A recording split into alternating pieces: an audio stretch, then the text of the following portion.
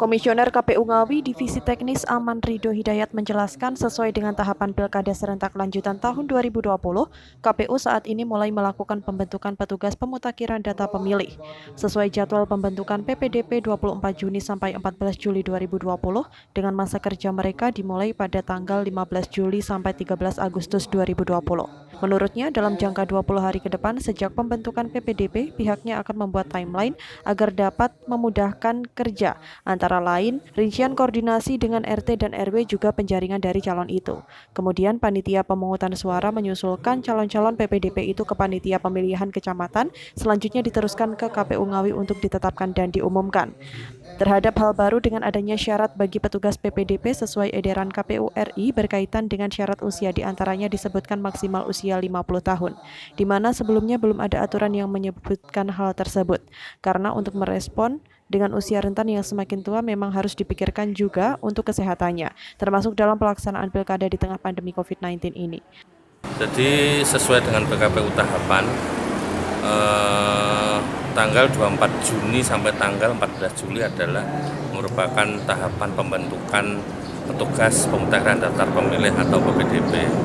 Di dalam rank 20 hari itu kita membuat timeline agar memudahkan pola kerja kita, antara lain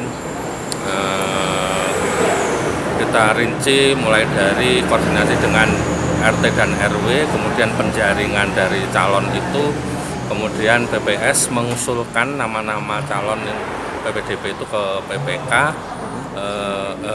diteruskan ke KPU, kemudian KPU menetapkan, nanti diumumkan.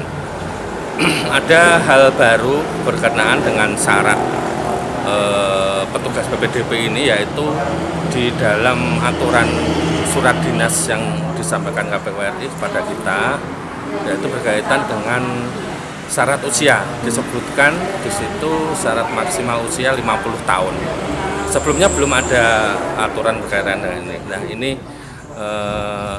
merespon kaitannya dengan rentan usia yang semakin tua, mestinya kesehatannya ya, berkaitan dengan kesehatan. Kemudian satu lagi, teman-teman PPDP ini juga harus mempunyai kemampuan dalam hal teknologi informasi, menjalankan Android ataupun yang berbasis komputer. Sementara sesuai dengan pemetaan awal, jumlah PPDP mendasar 1 TPS dengan jumlah pemilih 500 orang secara total di Kabupaten Ngawi terdapat sekitar 1.800 TPS yang akan digunakan dalam pilkada. Jumlah tersebut dimungkinkan masih bergerak ketika dilakukan coklit petugas PPDP, termasuk hasilnya nanti akan bertambah atau berkurang. Dari Ngawi, Adi Susilo, Garda TV.